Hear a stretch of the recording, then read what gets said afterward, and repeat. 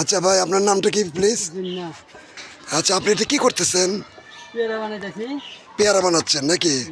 ও আচ্ছা আচ্ছা আচ্ছা, আপনার তো এখানে ফুচকা, পেয়ারা, তারপরে এখানে ওই যে বিভিন্ন প্রকারের আচার। পেয়ারা বিভিন্ন প্রকারের আচার আছে, ঝালমুড়ি আছে, সিঙ্গারা আছে।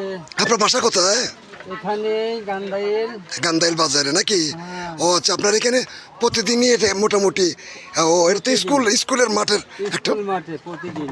ও আচ্ছা, এখানে স্কুলের মানে ছাত্রছাত্রী যারা আছে সবাই আসে এখানে এটা স্বাদ গ্রহণের জন্য নাকি? জি জি। ও আচ্ছা আচ্ছা, তাতে দৈনিক কিরকম বেচা কিনি চলে?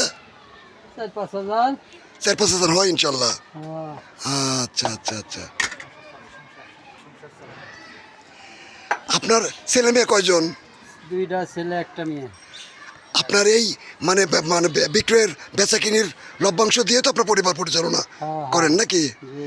ও আচ্ছা আচ্ছা আচ্ছা আচ্ছা, ঠিক আছে।